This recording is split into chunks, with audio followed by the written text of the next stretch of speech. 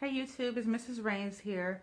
I wanted to come at you today to give you the sermon notes for Sunday, which was yesterday, so today's Monday. And it's really rough outside. It's really windy and rough outside. So if you hear a lot of wind and whistling and noise, just know that that's what's going on in the background.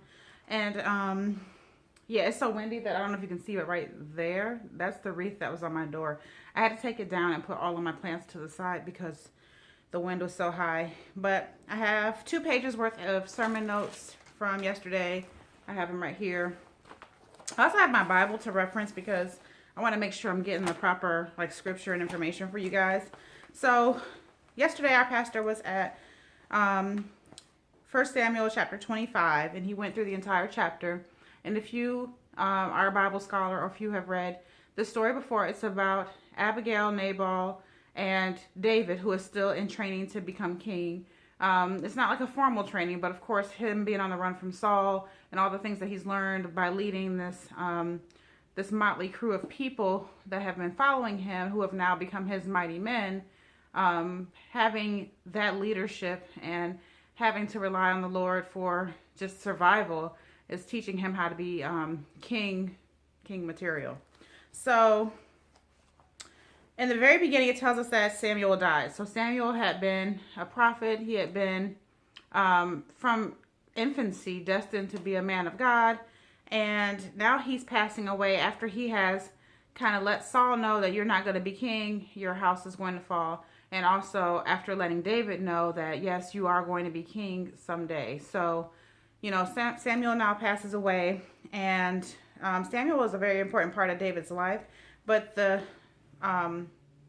direction our pastor took was basically to kind of remind us that God uses people in our lives in order to exact his will in our lives. So, of course, Samuel was definitely used in David's life, but here we're going to see where Abigail and Nabal, her husband, are used also in David's life. So, very early on in the chapter, we're told that there's a certain man in Maon who had property out there at Carmel, and he was very wealthy. He had 1,000 goats and 3,000 sheep, which he was shearing in Carmel. His name was Nabal, and his wife's name was Abigail. She was intelligent and beautiful, and her husband was surly and mean in his dealings, and he was a Calebite. So at the very beginning of this chapter, it tells us how Nabal was harsh, and he was mean and unruly, and his wife was beautiful and intelligent. And you think to yourself, and I think this all the time, sometimes you see people together and you're like, how in the world did she end up with him or he ended up with her? And you just never really know. And I believe that Nabal more than likely needed a wife like Abigail to kind of try to balance things out in their home. I know that sounds weird. I would never wish a harsh man on any woman, but you know, biblically speaking, this is probably why, you know, you always hear opposites attract. This is probably a clear case of that.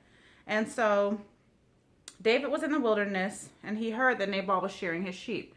So to get the picture, our pastor kind of taught to us as if you had to think in biblical time frame, the amount of wealth Nabal had. Imagine a billionaire, and a billionaire is getting ready to throw a party.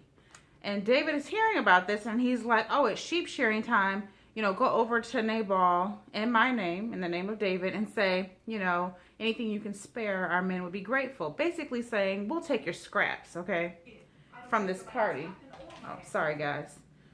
That would be my television popping on. Only in a video, right? So, anyway, so Nabal is like having this party. David's like, can I get your scraps? Nabal pretty much goes off on David. He goes off on him saying, who are you? Who is this David? And he says, and this is third hand. Of course, he's not saying this directly to David's face because David has sent his men to, like a small delegation of his men to ask Nabal for his scraps. And Nabal's like, who are you? Who is this David? He knows who David is clearly because he goes, who is this son of Jesse? If you know somebody's father's name, clearly you know who they are. And I think Nabal was just kind of being harsh and unruly, as is stated. And, of course, David's men come back to him and they tell him what's going on. And David's like, are you serious? David gets angry and he's like, you know what? I'm not going to leave a male alive in that household. He saddles up 400 of his men, and they all head towards Nabal's camp. Okay, so here you go. This situation is getting tense. One of Nabal's servants comes back and talks to Nabal's wife. It's interesting that the servant goes to the wife and not directly to Nabal, but he says, listen, I'm catching wind of this. I need you to know David's coming back. He's going to kill us all.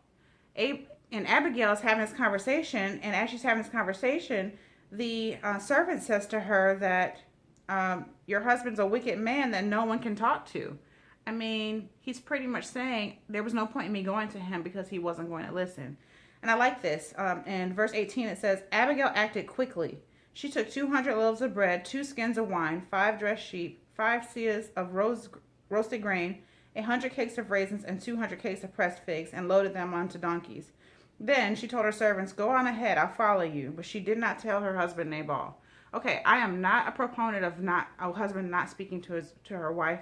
I'm sorry, a wife not speaking to her husband about, her plans. However, she was trying to save the household. She wasn't just thinking about herself or her husband. She was thinking about her entire household, all the male servants, all the young men working. They had a pretty sizable area that they had their sheep in. I mean, you hear how many sheep they had when the very beginning, and you're thinking to yourself, she's trying to save their lives. And you may think it sounds like a bribe. It was actually a gift that she was trying to give to David to let him know that the entire household Nabal wasn't speaking for everyone in the household. And so my pastor mentioned this, and as many times as I've read this story, it never occurred to me. Abigail had 200 loaves of bread laying around. Who has 200 loaves of bread just laying around the house? Because it says she acted quickly. It wasn't like she was like, all right, bakers, start baking. She literally had the bread laying around and 200 cakes of raisins and 200 pressed figs. I mean, who has that laying around other than somebody who is very, very wealthy? So she came riding in on her donkey into the mountain ravine. She goes over to David, and she immediately gets off her donkey, bows down before him with her face to the ground. So she comes to him with humility. So you have Nabal who comes to David pridefully, and then you have Abigail who comes with humility. So clearly she's going to get she's going to gain favor with David, whereas Nabal did not. And she says to him, please pay no attention to my lord, that wicked man Nabal. He is just like his name. His name means fool, and folly goes with him. So, my pastor was saying that must have been a given name. That could not have been his birth name, because, you just don't think a baby comes out and you look, oh, he's so cute. Well, look at that fool. And you just name him fool. So clearly that wasn't the case. But he clearly was foolish in his ways. And in this case, biblically speaking, my pastor mentioned that Nabal meaning fool actually biblically means not trusting God. So he trusted in himself, which was clear with his haughty attitude and the way he behaved when David's men came to speak to him. And so my pastor also mentioned that there were 4 types of riches that Nabal was clearly after. Material wealth, obviously. Positional wealth, because he wanted to feel like he was an authority, which is why he basically said David was a runaway slave. That's where he kind of put David as far as the hierarchy in his mind. Not the soon-to-be king David. He basically was saying you're like a runaway slave running from Saul, who has taken care of you. He also wanted to appear to have intellectual riches. And we don't think about that, but he thought he was being smart by refusing to help David's men. And then the 4th kind of riches that we don't see really in Nabal, but internal, which is character. You don't see any character in him, but you see that in his wife. So these 4 kinds of riches are often present in most people that aspire to riches and power and that sort of thing. So I thought that was neat that he gave us those 4 points to be thinking about.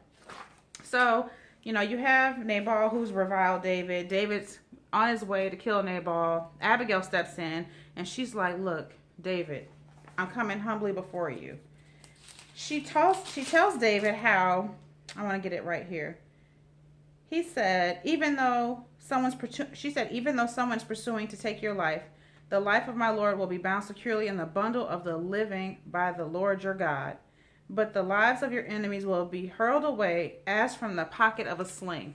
This hits David right in his heart because he basically is being told by this woman, she's prophesying to him, essentially saying, you are not only is Saul pursuing you and his pursuit is not going to be successful, but on top of that, you're going to be basically in the hands of God.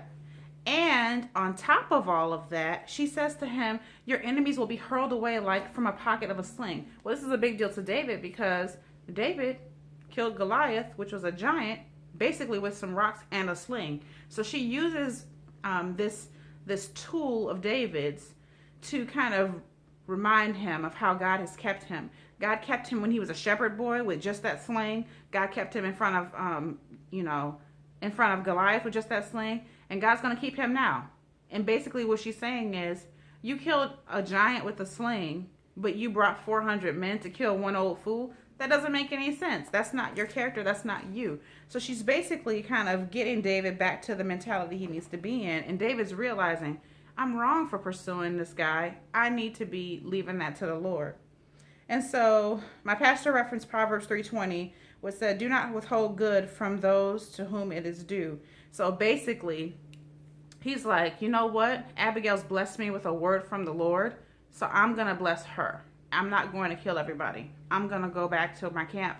I'm just going to let bygones be bygones, basically. And that's what the Lord kind of calls us to do. He's basically saying, when you get roughed up by the world, you need to let bygones be bygones. We can't be holding on to that because it doesn't make sense to hold on to. So anyway, moving on. Then we find out that Nabal's dealt with by God, and, God takes him out pretty much.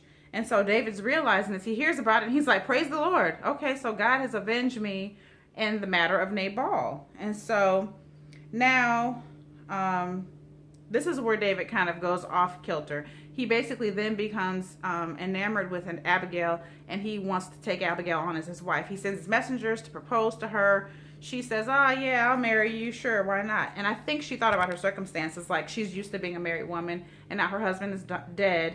And she could stay there and be rich and be a widow and have, she would have inherited everything. But she left all of that. And I don't know if she left that with the mentality that I'm going to be married to the king, or if she left that with the mentality of, I just don't want to be alone. But she hastily made the decision. As quickly as she made other decisions, she quickly made this one. And I really don't believe it's God's heart for plural marriage. I mean, you might disagree with me.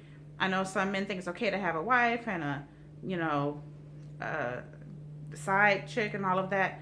That's just not godly. I'm sorry. It's Adam and Eve. It was one man, one woman for life. That's what marriage is to me. That's what I believe it was, even biblically. And I think people just went against the norm. And we're going to find out later that David's wives, a lot of the hardship in his family is caused by him having multiple wives. And so we're told here at the end of chapter 25 that she came and she became his wife. And it throws in here in verse 43, David had also married Ahinoam of Jezreel, and they both were his wives. But Saul had given his daughter Michal, David's wife, to Paltiel, son of Laish, who was from Galim. So David was racking up wives left and right. He knew he was never going to get Saul's daughter back, and she had kind of betrayed him anyways to her father by, making it seem like David was threatening to kill her. That's why she let him get away, which that really wasn't the case. She actually helped him get away. So he knew Michal was long gone. But it tells us about this other wife. We don't know exactly where, when and where this all took place, but somehow on the run, he met this other woman and she became his wife as well. So now Abigail's in a situation where she's like the second wife, or, one of two wives. So, and that wouldn't be all. David's going to get, he's going to marry again. So anyway, we're told also that in Genesis 4:19 and Genesis 4:23, Lamech was the first to have two wives, Ada and Zillah. And right after that, he has a murder charge. So clearly, those things could be considered related. That basically it's foolish to carry on with multiple women. And Deuteronomy 17:17 says, don't multiply wives or silver and gold. So, David might not have thought that. He thought maybe he was just adding wives on, not necessarily multiplying. But it's still an interesting bit of information that we're given at the end of this chapter. it was a good sermon. Overall, it did give me a lot of things to think of that I didn't think of before. So I'm grateful for that. And I'm looking forward to the rest of this saga of David. I've read these stories many times before, but it's always good to get a clear perspective, a new perspective on what's happening. So that was it. That was the sermon notes for yesterday. There won't be any Bible study this week because of the Thanksgiving holiday. So happy Thanksgiving to you and your family. I plan to be with my family for Thanksgiving.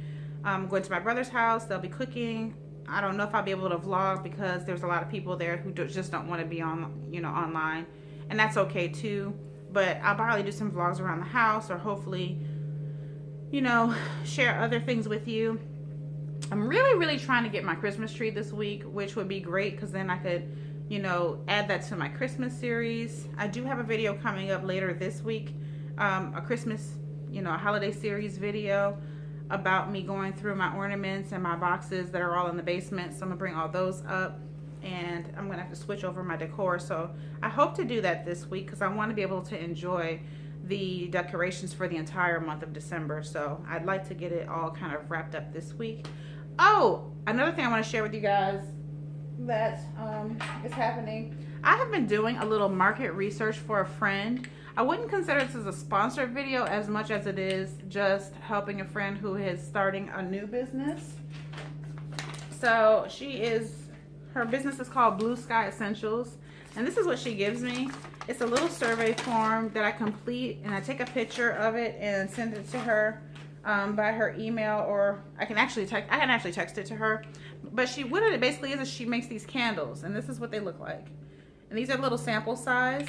I think she knows that I have a candle addiction. Like, there's like 4 candles lit right now. Seriously, no joke. And she knows that. So she's wanting to get my opinion on some of the ones that she has. So this white one, I don't know. She doesn't give me names. I just have to, makes them different color. And I have to report on each color individually. So this white one smells like vanilla. It smells like vanilla, and it smells a little bit like fresh baked cookies. So that's what that one looks and smells like. And this one, which is kind of red, smells like, it's floral, maybe like fresh cut flowers, roses maybe. It's kind of sweet, maybe some berry, I don't know. That's what that one. And then this last one is purple, which I would assume is lavender, but who knows. No, that smells like, it smells like bergamot a little bit. It's hard to tell because I have these in my nose now, but anyway. So I will be burning these. They're so small, so I'm probably going to use them in my powder room so I can get them in a concentrated area, if that makes any sense. But yeah, that's the plan. So I'll be doing market research for her, and I'm going to talk to her once I go through this. Whenever she's ready to fully launch her line of candles and her website, I'll share that with you guys by putting a link in the in my description of a video that I'll make and let you know kind of what's going on. Right now, it's so cold outside, so I'm bundled up with my scarf and my sweater, and I've pulled out my Ugg boots, and I've got my hair in a beanie because it's just really windy and chilly out. So this is probably what I'm going to look like for a good portion of this week. What else? I think that's about it. I can't think of much else. I will be doing a couple more videos this week, I know for sure. And yeah, that's about it. I don't have anything else to share right this moment, but as soon as I do, I will let you know. Sorry for how long this video is, but that story was just so jam-packed with information I wanted to share with you. I hope you're enjoying the sermon note series, and if you are, please leave a comment down below. I know people love to say thumbs up on YouTube. Thumbs up are awesome. I would appreciate those too. But the comments really allow me to interact with you guys and know if you agree, if you disagree, that sort of thing. I have been getting some inflammatory comments where I just kind of delete them. But I do believe you can disagree and be respectful. So if you disagree, that's totally fine. I want us to have a conversation about it. Let's talk about it. So definitely leave a comment down below and put God at the head of all you do, and I'll see you guys in the next video.